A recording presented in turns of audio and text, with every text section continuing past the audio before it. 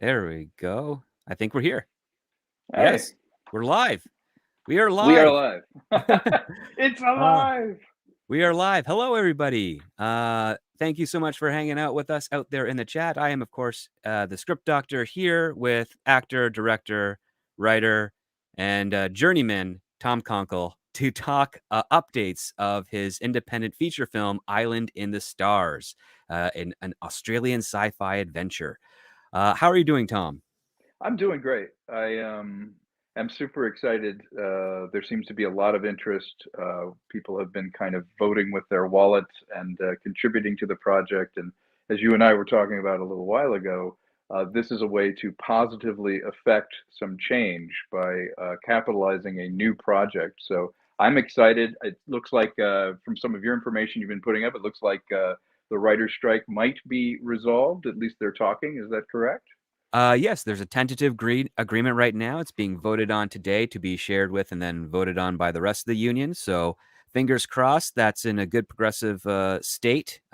Traditionally progressive, not what the heck's going on in the political spectrum, but just closer to people getting back to pitching, writing, and in some cases, what you're doing with this, which is presenting an original idea, an original intellectual property that answers the calls for fun content that a lot of people in the sphere of YouTube have been very thirsty for. So the floor is yours for the next few moments to pitch us Island in the Stars. Well, that's the thing. Island in the Stars is a movie that I have wanted to see. It's again a classic. Pirates of the Caribbean meets Star Wars meets Jules Verne, Treasure Island feel. It's the kind of movie that I have wanted to see for some time, and I feel that the bellwether, just kind of reading the room as it were with you and some of my colleagues and things, the audiences are hungry for something that at least attempts to be fun again, to be an original property, not necessarily based on something that is more pure cinema. Certainly Island in the Stars is an opportunity for me to apply the skills that I've been kind of honing over the last 20, 25 years to create a Australian-based action adventure science fiction film. And in doing so, it's been interesting. So many people have been rallying around it, both in talent, in finance. Crews that I've worked with are like, hey, let's do this thing, let's get going. It really is a plug in some capital here scenario because I think people are ready to do it. I saw that the creator is dropping. I think that movie's coming out, which is an original sci-fi by Gareth Edwards, who did Rogue One, and I'm super excited for him to be able to push something out. And the thing that's interesting about that parallels our film is, like Island, he was able to keep the costs down. I believe it was very reasonable. It was an $80 million film as a sci-fi epic, and it allowed him to have some creative freedom to not be tethered to rebooting or remaking something or the kind of white paper that comes down from corporations. Like, no, this is the story I want to tell. It's a reasonable amount of money. I feel like we can make our money back on it. That's exactly the aesthetic that you and I have been talking about with our scripts. I know you and I are excited to have the strike over because we've got a number of genre scripts that we want to start shopping, and all of them, it costs nothing to have a great idea. And it's all in the execution and all in how you budget it. And the idea with Island in the Stars is this: we can reach, literally for the stars as far as this goes metaphorically, but we can also do it in a cost effective way because the skills that are in house with our company and the way that we're going to value engineer this and design it, we're going to use practical effects, we're going to use everything we can. At the end of the day, it's about performance, execution, and a story with structure you can hang everything on. And we have that. So we're really looking in the middle of this campaign to bring people in. If you've been disaffected, if you are saying, why don't they do this? This is the opportunity right now. Jump in with some super talented, qualified people and me, who can make this film, and take a look at the IndieGoGo campaign because it's already halfway over. Yeah, and I mean, considering the fact that this is a grassroots campaign of the very indie type that's going out there, we're doing pretty well. We are literally one shy away. You are literally one shy away from 100 backers, 18% of the goal, which is Yep. currently around 12 grand US. Let's take a look at some of the tiers. We did in the previous stream. We went over some of the basic ones, but Yeah. what's also kind of really impressive is that you've gotten a number of people doing some of the higher tier Yeah. claims and perks. And we got 16 for a shot across the bow. I see here, Yeah. um, which seems to be a pretty popular one. And this comes with all sorts of cool features. Please captivate the audience with a little bit of that. And for you guys listening out there, the link is pinned in the chat. I've got it up here on the screen as well. So please go take a Hmm. look, browse. And if you have any questions you want to ask Tom, this is the perfect venue to do it. So I please would love that. get them in there. You don't have to super chat them. Just do at script doctor, and it will flag up automatically on my end. And if you want to super chat them, please, you're more than welcome to do so. But again, it's Yeah. no obligation. If you can, just direct your money to the campaign so that you guys can, be confident knowing that's going to a movie that you are going to really enjoy. And as you said, Tom, it's buying the ticket when you really need it. So Yeah, let's take a absolutely. look at a shot across the bow perk, which seems to be pretty popular among Yeah. supporters. And yeah, share something about that. People are liking that. And by the way, script, you do deserve some super chats. Um, the um, the interesting thing is people that want a little bit more of a full experience. Like I actually got a Zoom call from someone who wanted to put in the 199 perk, and they wanted to kind of have it explained, and they wanted a fuller experience. And we were talking about how much they enjoyed the special features on Blu-rays and DVDs, and how this is really the next level of that, where you get a much more interactive experience, including a thanks in the actual film. You know, you're able to write your portion of the history that you have with this film into the film. With this particular perk, you're getting a copy of the script, you're getting a copy of the poster, you're actually buying the Blu-ray now. You will receive that before anybody else. You're getting the special thanks. You're actually getting an IMDb film credit, so you actually will be searchable as part of the film. It's like if you're like, ah, oh, Hollywood sucks, Disney sucks, all these things suck. I want to do something about it. You can inscribe your name on a film that you actually said, you know what, I want to try something different. Let's try it. Let's see how it works. Let's put something down. You know, in what it costs to write a super chat and complain is like, why does all this stuff seem the same or rebooted or whatever? For that same amount of money, you can be part of a film. And at this level, at the level of this perk, you also get a soundtrack and you get a star chart vector print, which is super cool. It's a physical media part of the film. I don't know about you, but I love tangible collectible things, and I've really missed now that most props are going digital. You know, a lot of model work has been eliminated. A lot of everything except hand props have been pretty much relegated to the digital realm. It's cool to have a physical part of the film. It's cool. I actually have a real resin cast of the gun from Blade Runner that the production designer did a limited run of these things, and I got it back in the late 80s. Oh But yeah. yeah, it's really cool. And a friend of mine a friend of mine who I was doing a short with, it's actually up online. I did it years ago. It was a goof on a lightsaber battle. A friend of mine, she goes, well, I think I have. My dad worked on Empire Strikes Back. I have one of those things somewhere. She reaches over her shelf and had one of the original lightsaber hilts right there. And I was like, wait, this is the lightsaber from Empire Strikes Back. She's like, oh yeah, that's the original lighting element that they used to make the thing out of it. And I was like, can I use this in the short?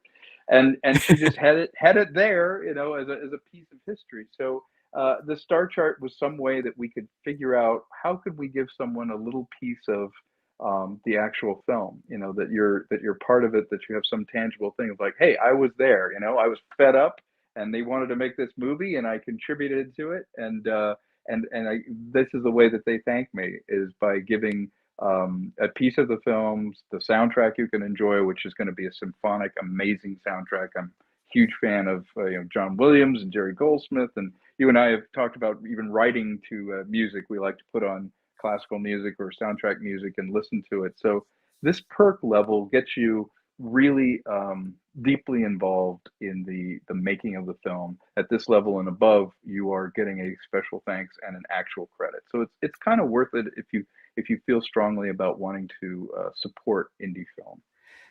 Yeah, and that sounds like some really great stuff too. Because again, not just myself, but even one of my best buddies, we learned a few years ago that a prop company out in L.A., somewhere out in L.A., I believe, um, Mm-hmm. got their hands on the original fabric that was used for the Adam West Batman costume, Oh, that's and great. they managed, and they got all the original specs and everything, and they started using up that fabric to create literal on-screen identical replicas of the Batman cowl from the William Dozier show in '66. And me and him That's got the cool. last two that they had on sale from, I think That's it was like cool. W2 Studios.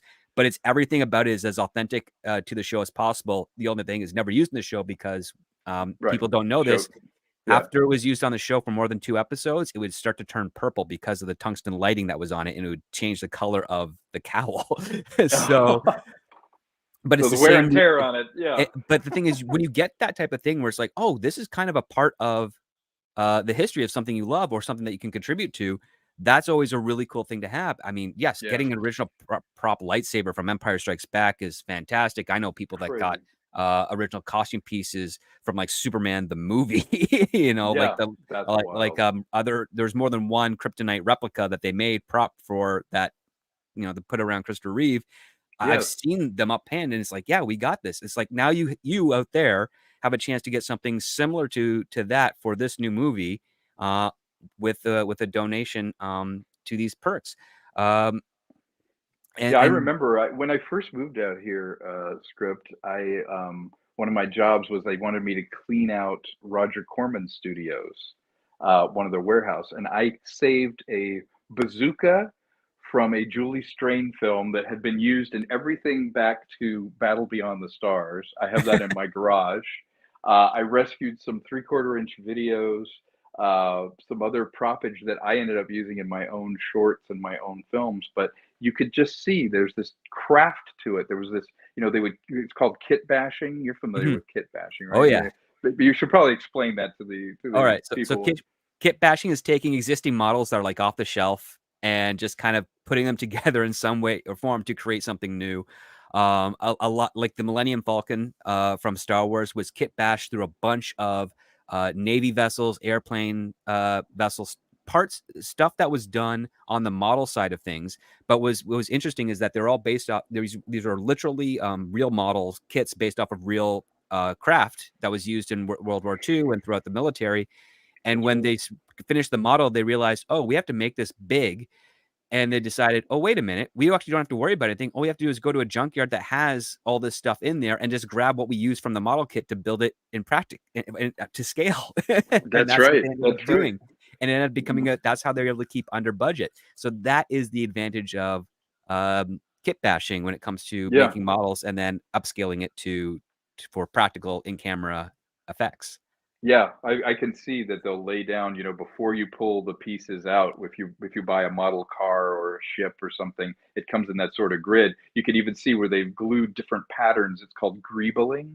Mm-hmm. Greebling is where you glue the patterns where they're still in the thing. And if you have a starship go over or something, it gives it that very cool kind of encrusted look to it, which I love. And I want to try that in Island a little bit, where if we can build some stuff out and actually kind of work with that. I would love to, kit bash and greeble some stuff together. I think that would be a lot of fun. And again, that'll be more propage that's kind of available after the fact. I see you. I could. This is wonderful. Somebody got the Leviathan perk, which was the top level one. Yes. Now, this is a great perk. It's actually pretty comparable to normal investment that happens in Hollywood anyway. So this is really getting as close as you can to being, a One of real the producer, exec producers. the Yeah, exec yeah, real producer, producer. a real producer, a Yeah, more authentic producer, I would say, because again, even Yeah. in Hollywood, there's not many authentic producers. And I know a lot of people Yeah, when they think about donating to campaigns, like, well, I'm not really a producer. I want to assure you, yes, you are. If you're contributing money to this in exchange for a credit and some perks with regards to the movies, that gives you that credit. Like that is that's how right. simple it is here. That's how it works. And It's we just have like someone the that old did the Leviathan. Yeah, it's like the old days where, a patron of the arts. Mhm. The only way in Italy that an artist would be able to be free to be creative, to be free to write or to paint or create, was people seeing value in it and patronizing the arts by contributing money. This is just simply the digital extension of that, where somebody goes, I like this idea. Saw Tom. I'm going to go ahead and invest in him, invest in the idea. This is a way to do that where you're contributing something, and our thank you is at this level. Certainly you're going to be a vip on the red carpet, meet the people that you helped facilitate, at a higher level of input, with your money. You're actually a executive producer credit, and um, you're much more part of the process. And the gentleman that's already gotten this perk, we've actually had a Zoom call with and included him in our thought processes for this campaign. He's very excited, wants to help in any way that he can.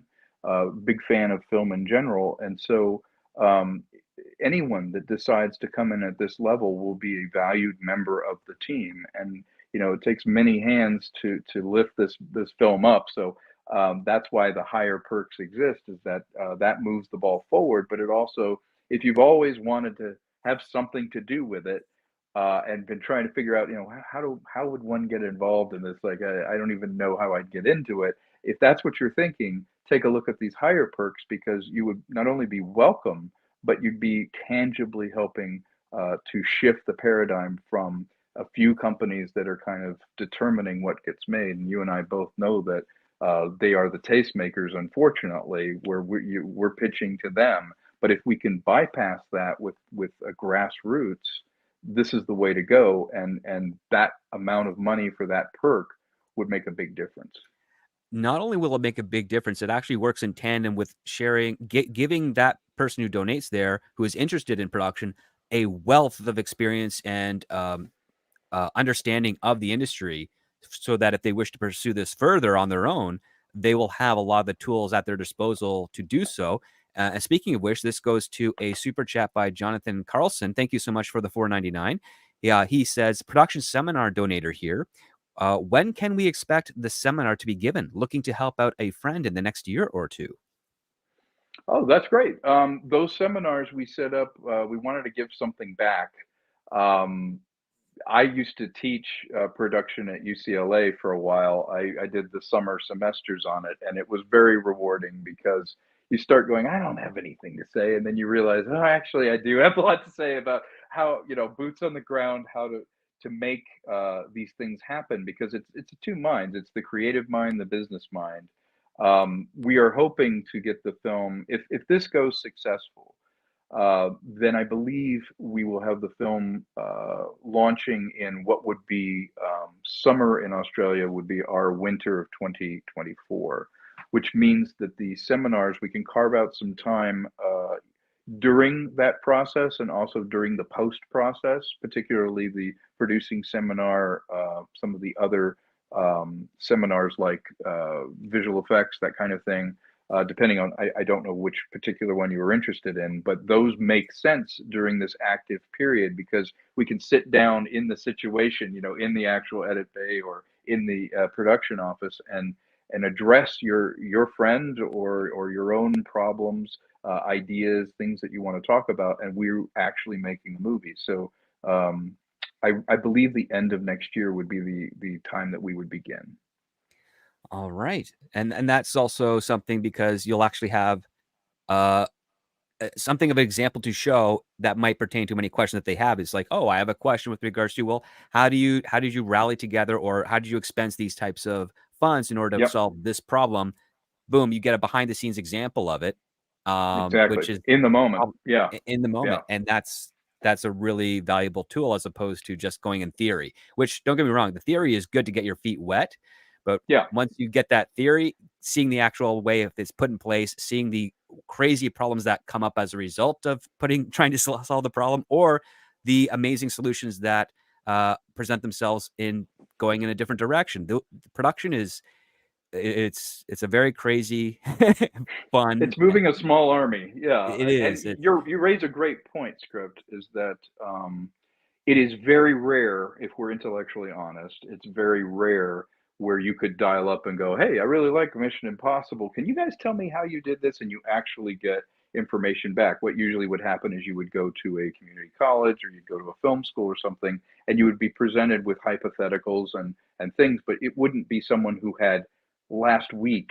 budgeted out, the grip department, or last week dealt with an issue in scheduling a VFX or post flow. This is an opportunity to go, you know what, I bought in on it now and I want active information. I wish I had had access like that when I was first getting into it. There was more of a barrier to entry where you can't just call up someone actually in production and go, hey, how do I do this and how do I do that? They just wouldn't let you in. So this is kind of a cool opportunity to give back knowledge, which, maybe you guys will create something amazing, and I would love that.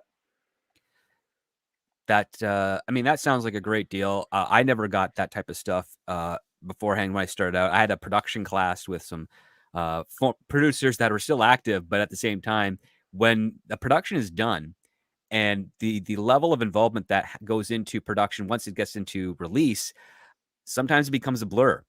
Yeah. so Yeah. so you don't actually know all the details, but this gives you an opportunity where if you do have those questions, they will be answered in a lot more detail than you would ever expect. Pretty much like you're part of the production itself because you technically are at this point. Um, Yeah. that's a very valuable learning experience, and it's I would say it's kind of also a bargain because it usually takes many years for a lot of people to to get access like that on their own accord. Here is Yeah. it's kind of just skipping the line, but Yeah. of giving Skipping you the line. attention, giving you the one-on-one attention needed so that you get full understanding of it, as opposed to the likes of a seminar or a class of 30 to 80 people, depending on the type of lecture hall Right. you're in. I've Absolutely. been lost in those as well. Um, Yeah. as informative Well, as they are, it's like there's always a little bit of out of reach nature. So this one here is more of like far more closer than you're ever going to get, and I think it, that's a really cool aspect of the perks you offer for VFX. You got production, you have writing. Um, Correct me if I'm wrong, because again, I have not been sleeping much over the last weekend due to all the hectics that's going on with the unions.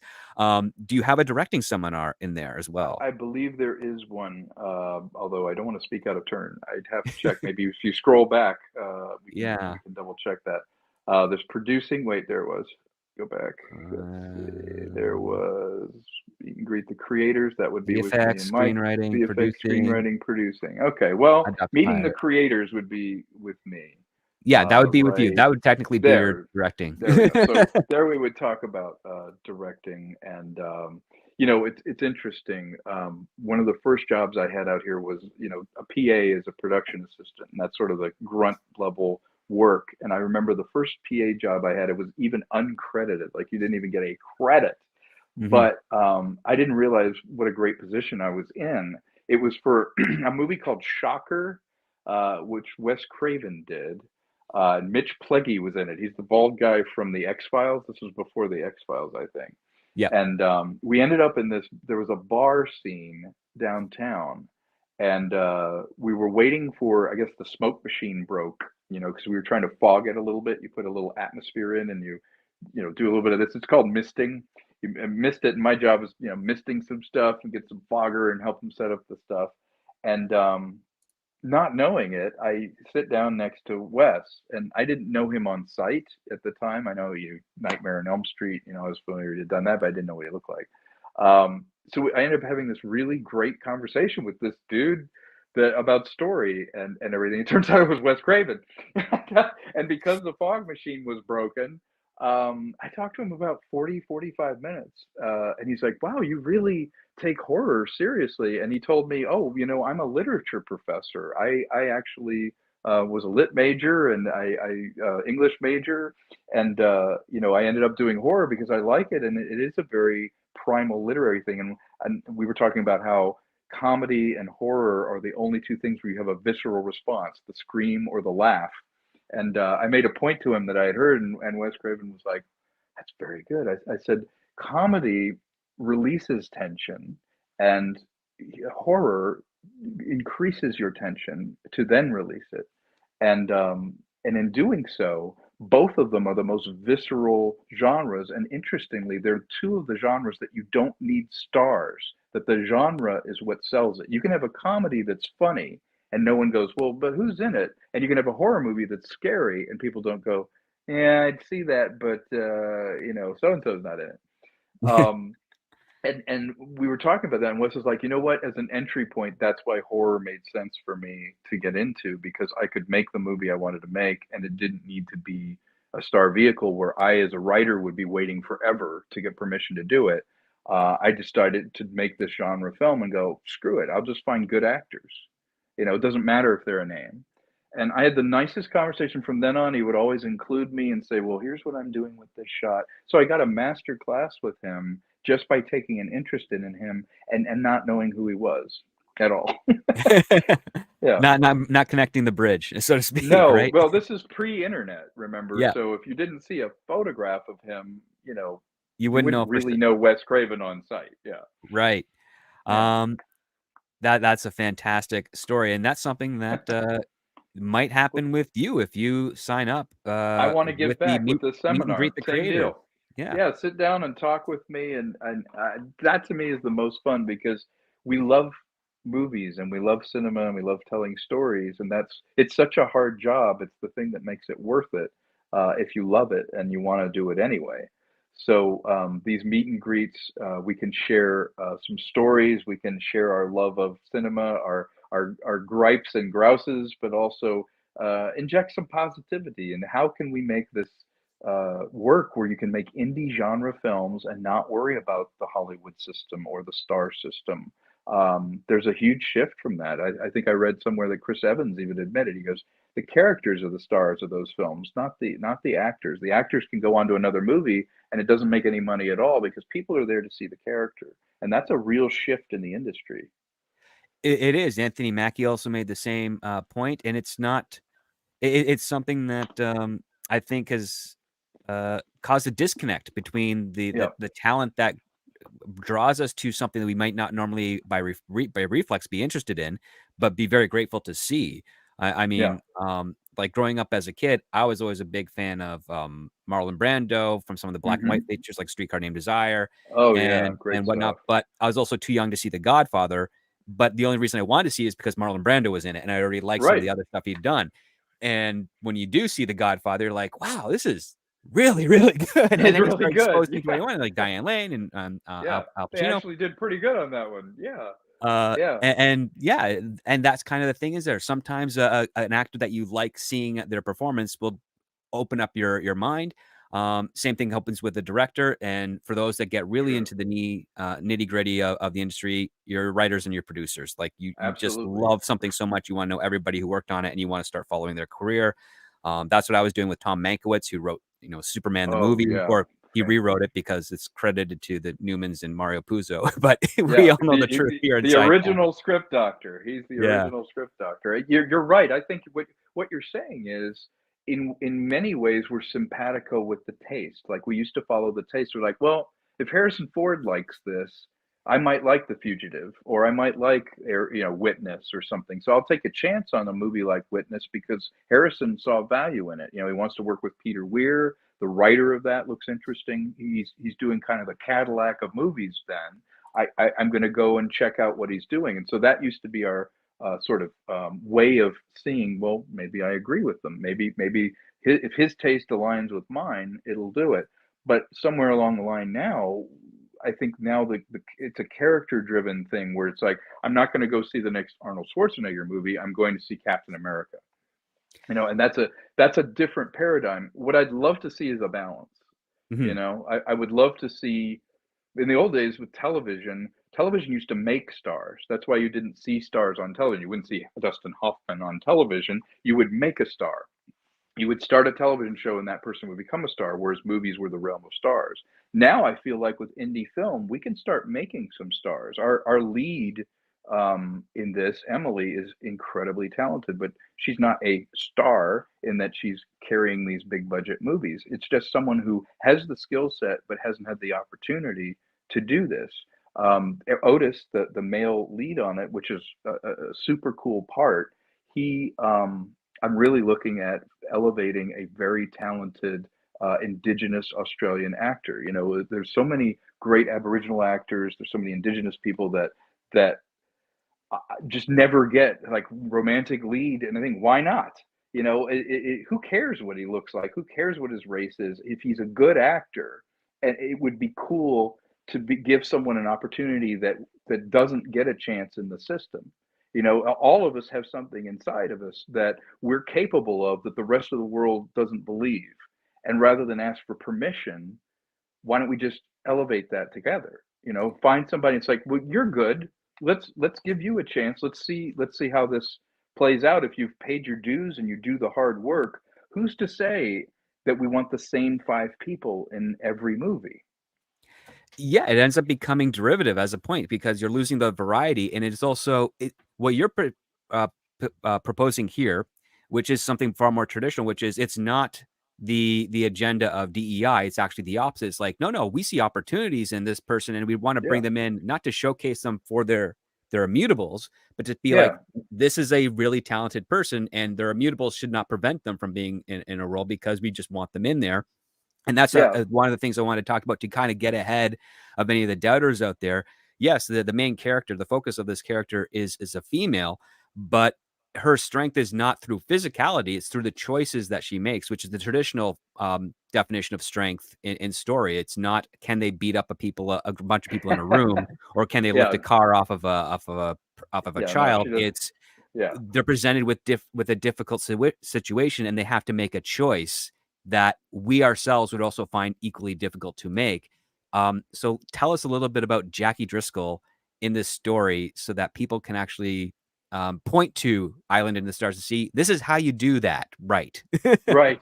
Yeah, you know, it's something you gave a lot of thought to. The you know the idea of it being her story just simply came out of the idea of a daughter looking for a strong father figure. In the case of her family, her father is aboard a ship called the Gallivanter, and he is shipping out into space to do salvage, to do trade, or do whatever, which is very relatable throughout time. We all have had a parent or someone who dies a little bit out in the subway, but they're doing it to take care of you. And when her father doesn't return, like any woman, she wants a connection with the masculine energy that he brought to the family, but she wants to take care of her mother as well. And we've all been in the situation of living life where it's a slow drip, but you're bleeding. And with her, she's a deeply flawed character. She's made the decision passively to do the right thing and stay where she is and be responsible, take care of the inn that she's running and her mother, and go. This is for other people. Yes, I wanted to go to the Naval Academy and I was doing well, but I feel like a hero by just staying here and not acknowledging the call to adventure. And this story starts when the call comes to her, and it's not something one can ignore. It comes in an interesting form, it comes in a dangerous form, and the nature of it arriving makes it impossible for her to remain in stasis. And what I mean by that is, once the call comes, just like all of us in our lives, when something happens and shifts that paradigm, you can want things to stay the way they are, but even if you stay in one place, if everything else is moving, it's moving away from you and you're seeing a drift, you're seeing a change, you're seeing things in movement. It's you can't be alive and just be in one place and be static or stagnation. And so once the call to adventure comes to Jackie Driscoll, she's in danger. The safety of her existing life is in danger, and it commands her to answer the call of where is my father? Why am I receiving this call? And I can't stay here and be safe, and neither can my life. And in doing so, she classically questions whether she has what it takes, and maybe she doesn't, and she has men around her that are her mentors, a ex-military doctor, a benefactor who's looking for one more adventure, in the classic sort of. I love old pulp stories. I love the comics from the 30s and 40s. In fact, I'm Facebook friends with Shane Black, and Shane Black is a huge fan of these pulp. We will trade images of pulp magazines and pulp covers, because what I like about them is the sort of black and white, iconic view of storytelling, where it's like there's the person who wants to go on an adventure one more time, who's in danger. There's the doctor who represents the mind and the intellect, but needs that passion, needs to have some calling to what they're doing. And then you have Jackie, who's kind of learning from all these mentors and people. Um, and at the end of the day, I feel like it's worth going on because it's about something. It's about Jackie finding her bliss. It's about Jackie realizing that sometimes you try and do the right thing. You can clamp down on someone if you love them, and you don't want anything to happen, but often you have to break out of that mold. And I've gone through that in my own life, where as much as I wanted my son to stay and it would have served me to have him around, I wanted to have an adventure. I wanted to go out, go to college, do what he needed to do. And the last scene in the thing that ever got written, I couldn't have written until I said goodbye to, my only kid, and sent him 3,000 miles away to have this adventure that I didn't know he was ready for or not. And the words just tumbled out. And I think the best science fiction, the best adventures are at the end of the day about something. Even the kinetics of Raiders of the Lost Ark is very much married to human emotions, to a real heroic journey, and to a deeply flawed man who is confronted with so many things that he has to overcome. Well, she's also finding out that's a big, dangerous universe out there, and she is not equipped for it to begin with, but she needs to find a way to cope with it. So that's what Island in the Stars is about. It's about people, it's about our human experience, and it's about anybody who decides one day to go, you know what? I can't stay like this. I need to do something. And what's really fascinating about that is how traditional it is with regards to making stories having that personal connection, not just to the author of the story, but also to us as an audience. You can take a look at the most one of the most famous ones, which is Star Wars, which is it's a farm boy who's trying to reconnect with his father, whom he's never met, and he's got the mentor of Obi-Wan, who was his father's best friend. Yes, So you have that connection there. Then you have absolutely. something more recent like Top Gun Maverick, where you have Rooster, Yeah, or who's he lost his dad when he was a toddler. He lost his mom. He has resentments to his father's best friend, who has actually been looking out for him in the background, and they're trying to kind of reconcile. And you've got this connection to him, where Maverick has feels like it's his own kid or his nephew at anything. He feels responsible for him, and then that was the core of that story. Oddly enough, it has a very Star Warsy plot, but at the core of the story is the fact that he's trying to make amends and trying to showcase the complications of what their lives are in this field as yeah, pilots for the Navy, and at the same time trying to be like, listen, yeah, your dad's not here, and I tried to pick up his slack, and I'm not trying to replace your father, but I'm here for you if you need a voice, if you need advice, if you need guidance and stuff, because Lord knows Maverick has made a lot of mistakes, and yeah. I love he Top wants, Gun Maverick. Oh, I love that movie. And and you're it's right. got It that personal story, yeah. swap the planes out for spaceships. It's the best Star Wars movie we never saw. And that's the thing. There's an integrity to that storytelling. These movies aren't the reason we like the lightsabers and we think the plane flying stuff is cool, because at the end of the day, though, it's about the people in it. It has to be about that. It has to be about something. Otherwise, it's just things. Like you can always tell when a trailer in a movie's going to suck when like the first 15 seconds, 20 seconds, 25 seconds is all just the front of a boat, this, another thing. It's all things. It's not faces. It's not emotions. It doesn't connect us. Star Wars grabbed me. I loved the used future. I loved the world. But at the end of the day, the exhilaration that I felt when he finally, blows up the Death Star and becomes someone that he was not at the beginning of it. That's why all the other stuff around it was cool. That's why I liked it. You like Excalibur not just for the sword, but you like it because that's the journey that Arthur has to take. That's what he learns from Merlin. That through betrayal, through heroism, all of those things, the mantles on the people, and then you pile on top of it a super cool world that we want to live in and explore and be in, but we don't resonate emotionally with things the way we do with people.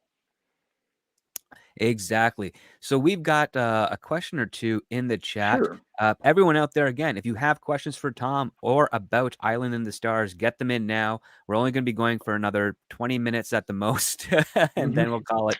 So we want you guys to get those in as soon as possible to help support Tom with this Absolutely. awesome movie. I've got my stamp of approval on it because I've read the script a number of times, and I've really Yes, and I enjoyed it. appreciate it. And by the way, he gave incredible feedback. He went above and beyond. I owe a debt of gratitude. Script Doctor is legit. Anybody who goes, I haven't written any, no, no, no. I've written 3 scripts with him. He knows his craft. He is humble. He's the kind of person when you're collaborating with him, he's like, you know what? I didn't think of that, or I might not agree, but let me hear out your idea. Well, the first thing I ever worked on with him, he was like, you know what? I have strong opinions, but I'm malleable, and I can come up with Yes. these things. And he'll have 15 more good ideas if you question one of the ideas. It's not a question of scarcity and creativity with Script Doctor. It's just a matter of point him at the right thing, get him excited about it. And so, what that means is if you get notes from him, then those notes are in the spirit of what you're trying to do. He's not trying to rewrite or redirect you away and say, well, this would be great if you just made a different movie or if you just told a different story. That's what so many notes that aren't constructive are. A constructive note is, I see what you're trying to do. Let me try and help you get there. Or have you thought about? Or this one little thing could help you achieve your goal. Because someone trying to engineer a script that they want to make on the back of yours is not as helpful as someone like Script Doctor who goes, I see what you're trying to build here. And in my opinion, these are areas that it could use improvement to get what you want. A good movie does what you promise it's going to do. If it's a horror, it needs to be scary. It needs to make you care about the victims. It's a sci-fi adventure. It needs to feel like you have gone somewhere with the characters. And so with a script, and you're working with Script Doctor, you want to look at that script. And one thing he did for Island in the Stars is look at the whole script and go, I see what you're trying to do tonally. I see what you're trying to do with the characters. And he gave me constructive feedback at each level, but he envisioned it in a way that was compatible with what we were trying to make. And that's what you want when you're collaborating with someone. That's what you want when you get Script Doctor's notes. Is that you want someone who's giving you notes in the spirit intended. That's what every person know. Like, listen, you and I have actually dealt with producers who they've read our scripts and they're saying, well, I want you to do this. And it's like, that's not what I'm telling. That's not the story Exactly. I'm telling. And Yeah. for me, it's like, okay, I usually put whenever someone sends me a script that they need notes on, whether it's as a script doctor, as my real self, I'm like, okay, I don't Yeah. care about the script as, a personal thing. All Yeah. I care about is what does this writer want to say with this script? And if I can Exactly. find that and I can identify that, my entire goal is, okay, is what are you saying as strong throughout every page of that script? And any point where what they're saying is not as strong as other parts, it's like, okay, my notes have to be able to facilitate them making those 2 pages as strong as these 10 pages over here. Yeah. And Exactly. that's the easy method. That's the easiest method. It's a method that I remember hearing in old audio recordings of Robert Evans when he was talking Yeah. about stories and scripts. Stuff I've heard from obviously Coppola, again, another Godfather reference. Things I have also heard from Martin Scorsese. Like, it's just, what are you trying to say? Honor the premise of your story. And Yeah. that's what I do on the notes. Thank you so much for the cross promotion there. But let's get back to Island of It's the not Stars cross question. promotion. It's the truth. We have to be intellectually honest. What we're putting out there, I think your audience resonates with that. Hopefully, people will see this thing and realize that this is what we're trying to do. It's not a. This isn't a. There's no angle on it. There's no promotion on it. It's just two guys sitting here talking that I've worked with you, doing these films, doing these scripts, and we're trying to do something different. And this is a chance. People out there, if you're hearing it and you like what you're hearing, now's the time to buy the ticket. Now is the time. And speaking of someone who has also supported you in getting the word out, we have Last Call with Troy Picelli, Nice. good friend of the channel, great live stream pitching Island of the Stars. I'm gonna post it in the pinned comment after this live stream, so you guys can go watch that because it also addresses other questions that might not be at the Yeah. top of your tongue right now. But he Hmm. says, Tom, Ned, and I are really pulling for you. We want this film and you to be a huge success, and to the extent it depends on us, it will be. Absolutely, I think. That's a wonderful sentiment, wonderful spirit, and I wish I could clone Troy, but I do feel like he's authentic, and from the moment that he started taking an interest in the hard work that I was putting out on YouTube and some of the stuff, I realized, you know what, this is the kind of person that I'm doing this for.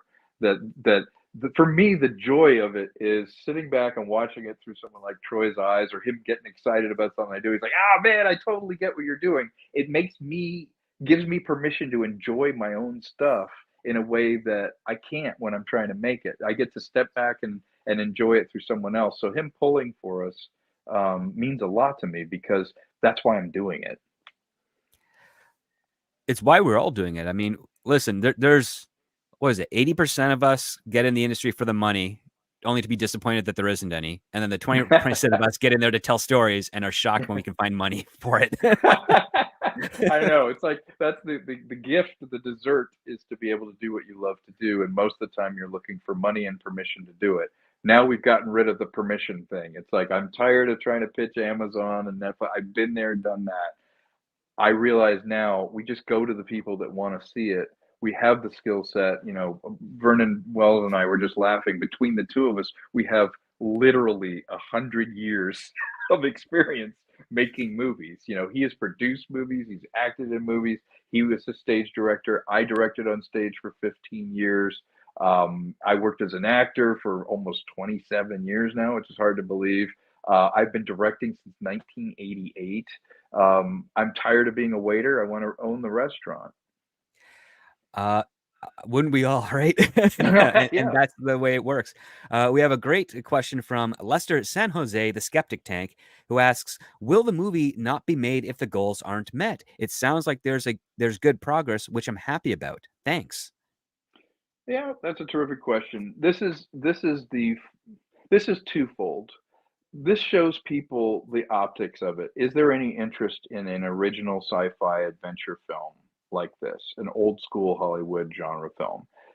These are the eyeballs I can show. The more people that we go, hey, someone not only said, yeah, I'll see that, but they actually put their money where their mouth is. That is good, not just on a marketing standpoint to show people, but on an investing side. We have put together, over the last 2 years, a very extensive Australian budget for this. There is two things that can happen. If we don't make our goal, it is a little bit more difficult, but not impossible, because we need to get a entertainment lawyer. We need to do some of the infrastructure. This helps us build the cash register. We're going to make this thing. I mean, we were going to make it before we had the idea to do crowdfunding. The pandemic stopped that a lot, but this is just another way that we're trying to make it work, but we will make it work regardless. The vast majority of this financing is coming from the second wave investors who will be putting in millions of dollars. But this is the audience. These are the people that want to go see it. They're actually going to be involved. This is a great proof of concept that there's interest, and also it builds the cash register so we can accept the larger amount of money that's been offered. That's that this is part of the struggles of not just Great question. independent film, Yeah. but even regular film as well. Because even when you're Yeah. pitching to a studio, it doesn't matter how many names you have, you still have to be able to prove is there audience interest to something, especially when it's an original IP. And Yeah. the That's been a last real 10 years, barrier. guys, the last 10 years, you could probably point to a majority of the movies that you saw that are probably based off of something else that you've read or watched or seen. Or Heck, rebooted. Yeah. uh, Yeah.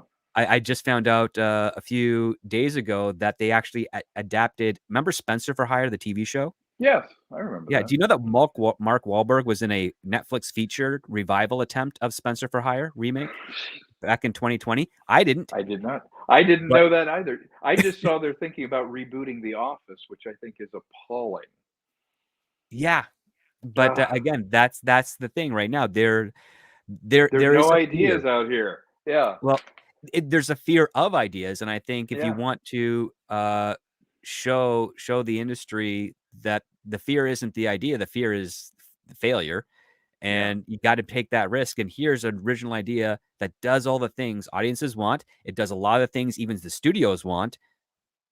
And It's if you want to right see this here. movie here, it's right here. This You're, the opportunity. literally, I've had A-list people say they want to do it. I just need to pay them. There you go.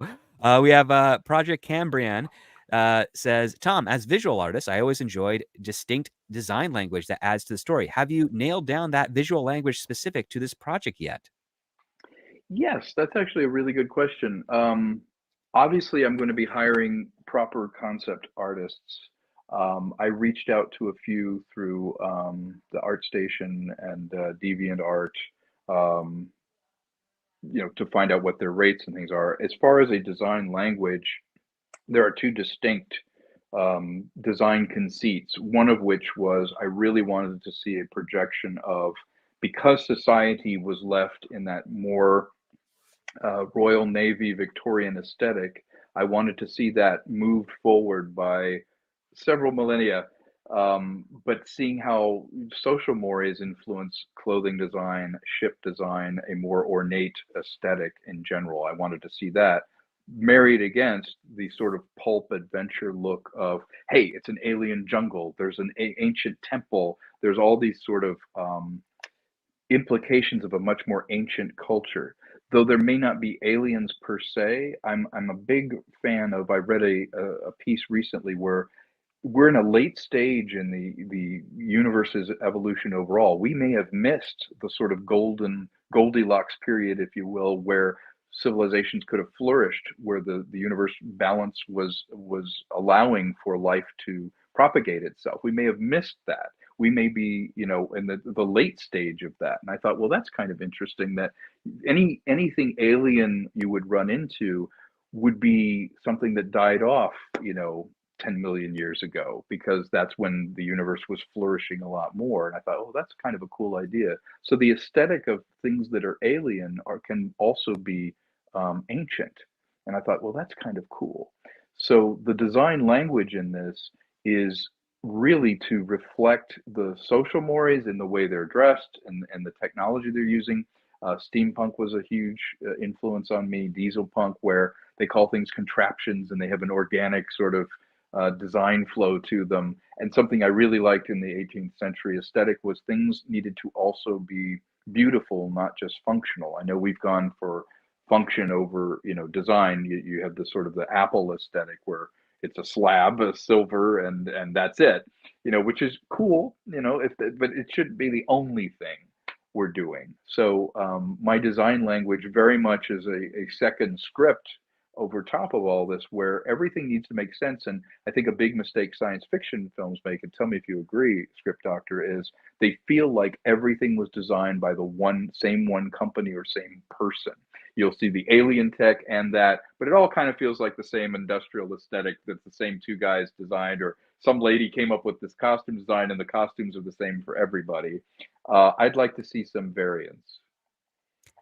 Well, that's one of the things I really was fascinated about reading your script is the fact that you have the hotel inn that Hmm. Jackie runs with her mom, and then you have a completely different aesthetic when we see a certain character's home, and Yes. what's inside there, Yeah. and then further later when we get into the vessels and whatnot, Yeah, and the the ships. vast Yeah. difference that's there, and also the way you have different characters sporting different fashion that it feels like it is branched off from a core, but it still has Hmm. something very unique for it of itself. So Right. that's one thing that I think audiences are really going to enjoy is that there's going to be art re-injected into technology, which is something we've kind of been missing Yes. for a few decades, essentially. Yeah. There's been They that kind took of the utilitarian aesthetic, the industrial aesthetic. Much like Australia, if you break off, you evolve all these creepy, weird creatures and all this creepy new stuff in isolation. So I'm thinking, if we journeyed out to the stars, well, if you had a pirating culture where they existed to raid shipping lines in deep space, well, they'd have their own aesthetic. and then you'd have this Victorian aesthetic going out, but it could evolve independent of things. And so you could have one biome be very primitive and kind of cool with an ancient temple, another biome where it's like what happens if an 18th century harbor town in England just got moved up Blade Runner style? What would that look like? So yeah, absolutely. All right. So that seems to be all the questions we have right now. But guys, Okay. if you are out there and you have any questions, now's the time to get those questions in. We are going to be wrapping up shortly. I want to thank again Tom for spending some time here today to promote this. We're probably going to do another one before the campaign ends.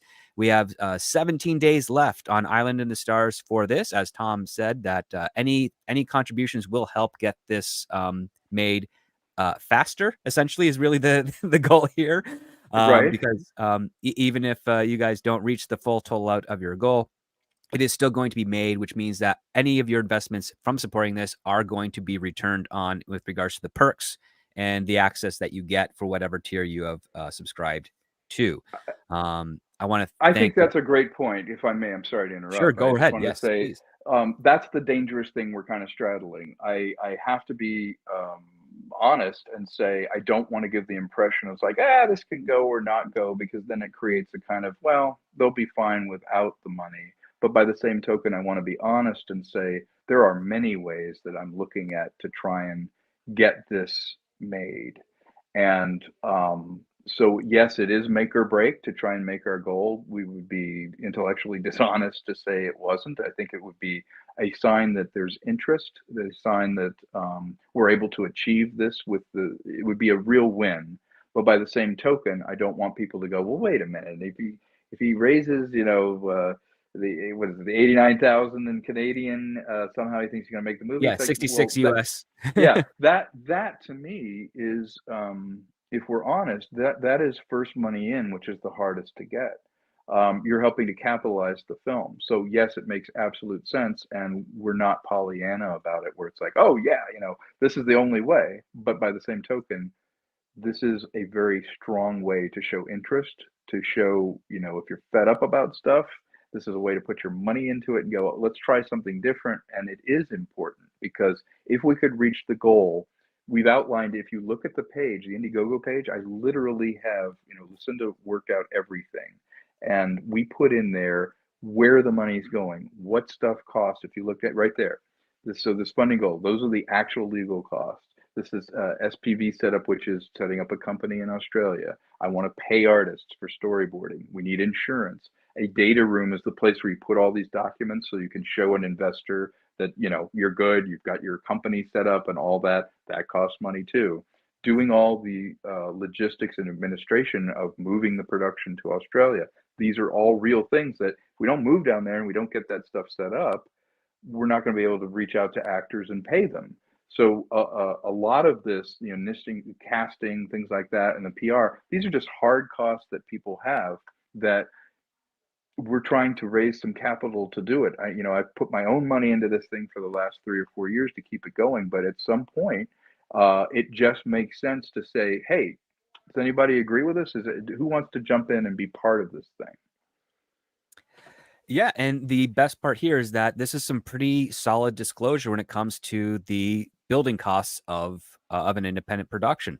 Um, Unlike other campaigns, or at least other things that I've seen pitched around town, um, Tom and his crew have put forth like, this is what we need. This is why the money is the price is this point, and there's nothing extra going on behind the scenes, as some people like to do in this industry. We have another question from James Caserta, who says, are you going to continue on with other sci-fi next, or continue this franchise with legs as a tent pole? You know what?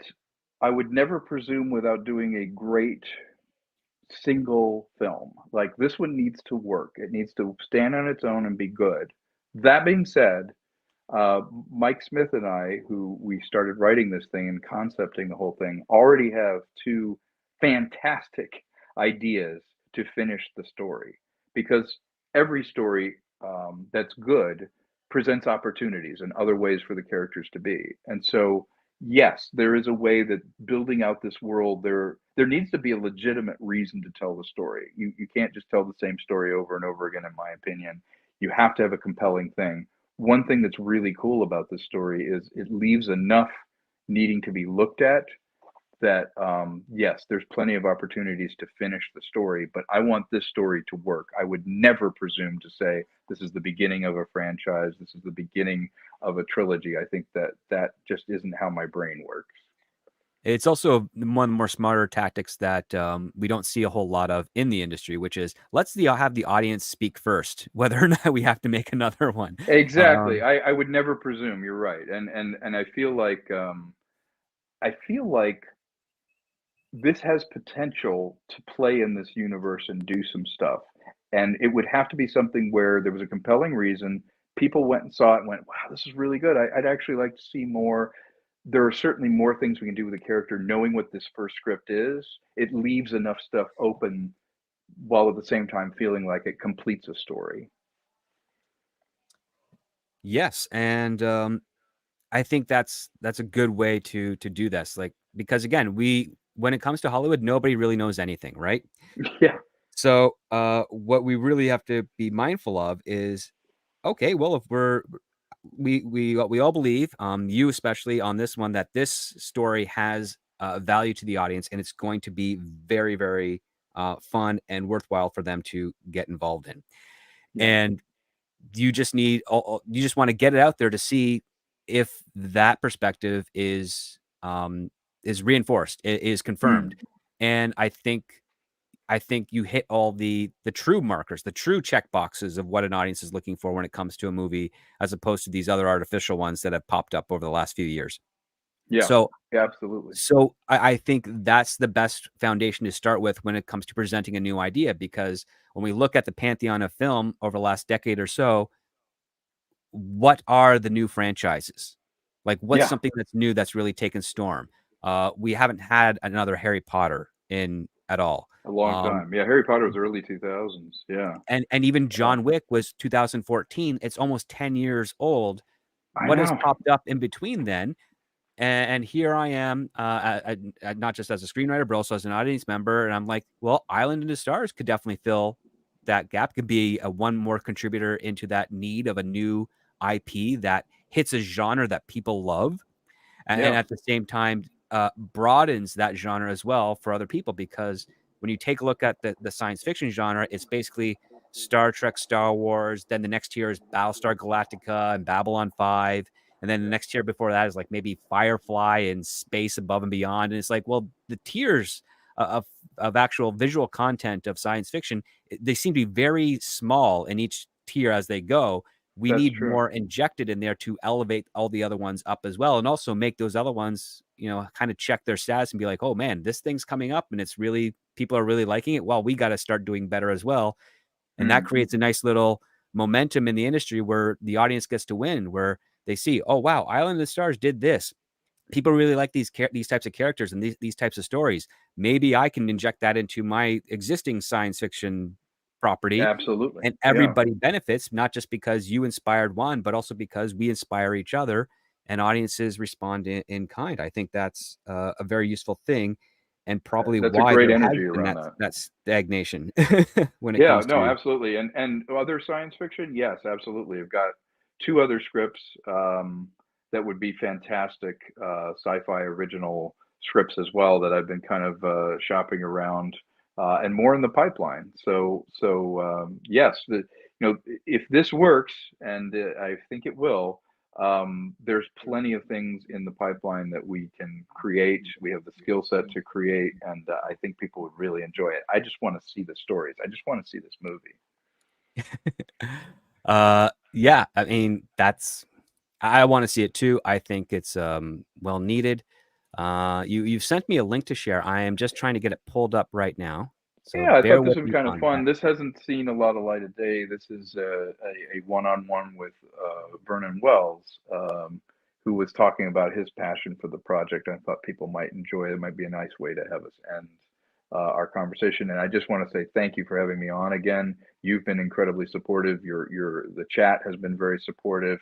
Hopefully, anyone seeing this, after after the live stream takes a look at the pinned link.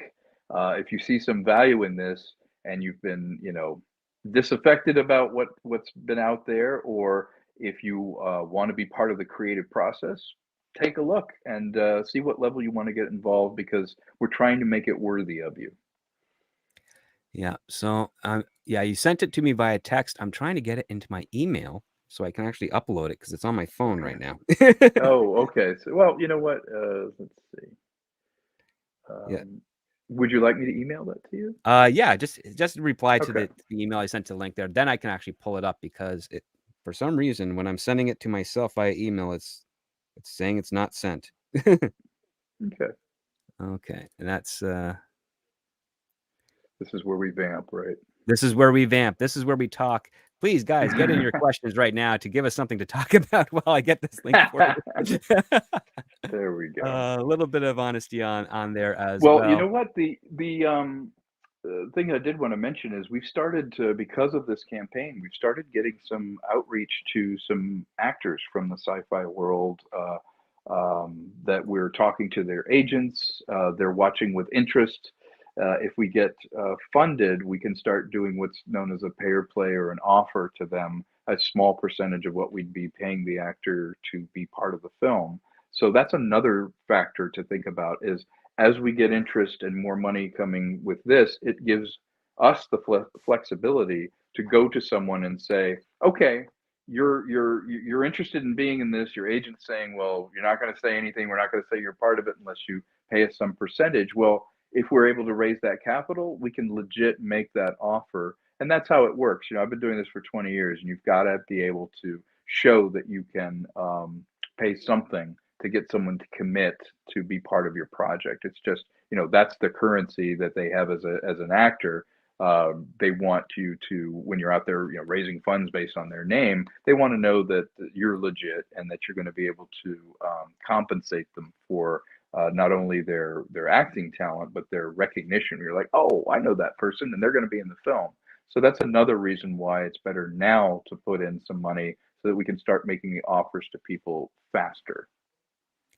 All right, so I've got the thing here. The audio should be Oh, sharing. great. It's saying it's sharing on my end. So let's listen to this awesome thing. Tom hired me to do this wonderful, wonderful film called Trouble Is My Business. And it was a film noir, which I just had so much fun doing. I really enjoyed being around him, working with him. And one day we were sitting around, he said, so tell me, what's 3 films you want to do before you leave this mortal coil? And I thought, wow, we're getting a little personal. But I'll tell him anyway. And I said, well, I would love to play the pirate in Treasure Island. And I would love to play the captain in 20,000 Leagues Under the Sea, the captain of the Nautilus. About 3 months later, he rang me up and he said, I got something I want you to look at. And I said, oh, sure. So he sent me over virtually the breakdown of Island in the Stars. And I was like, oh, you have got to be jerking me. This is so cool. One of those things I've always thought, God, I would love to just be that person, get out and be that man. And I got the chance, which was really, really cool. So I am so psyched about it that it's terribly embarrassing to talk to me. I get all carried away with it. He's a multi-layered character. He's not just this cruel, mean, horrible person, and he's not this sort of sloppy, nice person. He's a piece of all of them. There's all these little. It's like cutting an orange into 8 squares. He's 8 of them, and there's a piece of him in each one of them, and all those pieces are always intermingled and being used. And I think that's the fascination with him. The villain to himself is the hero. The villain is doing something he feels is right. Our hero is the villain to him because our hero is trying to stop him doing what he thinks is right. Working with Tom is great. I love working with Tom because we are great friends and we both have the same sense of humor, which is stupid. and we enjoy what we're doing. Tom has that same sensibility that I have. As if you're going to be on set doing a film, make it fun. You're having fun. The other actors are having fun. The director's enjoying what he's doing, directing you. And also, the director can actually direct. And that's one thing that Tom can do. He can direct. I mean, even if I hit him in a fight scene, he refuses to go down. I have to continue with what I'm doing. The thing about Tom when you're working with him is he can't speak in English. He speaks in terminology of what we're doing. We've got this spaceship and it's 300 miles long and 60 miles wide, and we've got 12 decks. It's like, I only said good morning, Tom. So he speaks. That's what I love, is because his mind is there. You know, when you're talking about the film, Tom just lays it out in front of you. I'm looking forward to beginning the pre-production, and I will be one of the producers with Tom and two other people. We have an Australian producer as well, and it's much nicer to cast a film with everybody in that film who fits the part and is the part, because then you believe what you're watching, and that's what we're trying to get, and that's what we want to make. But I get the idea that this is a world that exists, and we are going to inhabit it and use it to our advantage to make a film. And just from that perspective, from me personally, I've been in this business since I was, I don't know, quite a long time. And I know every in and out, up, down, sideways, you name it. I've done every goddamn thing. For me, I think this is the most important thing, is that I can get this material and I can get this stuff with Tom together, and I can look at it and go, I have 150% knowledge that this man will make this work.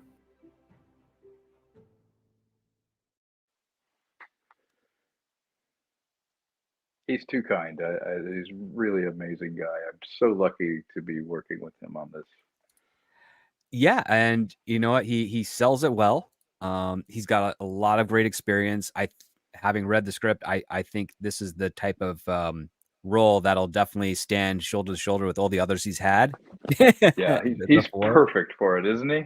Yeah, He is, and yeah. I mean the story that you've told to me about this project is that you kind of wrote it not even really 100% with him in mind. It just happened that his taste was in that right area. And you're like, you are now fitting into this role. Yeah, you're kind of perfect. Yeah, no, it's true. I think, when you're with like-minded people, it brings these things in your orbit because your tastes align and your aesthetics align. And if you can be friends with a purpose, I think that's the healthiest kind of friendship. One of the things I was saying about male friendship is I enjoy most when I'm not just sitting around wasting time with my friends, but we're actually creating something and doing something positive together, because I get to enjoy them as people, but I also feel like we're leaving something behind that marks the friendship. It's like, here's their friendship, and they made something that will last beyond it.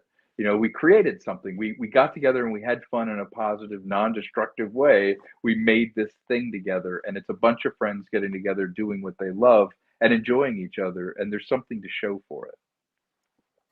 Well, we've already got some good news here. We got an additional backer for you, Tom. You're at 100 backers for the support. 100.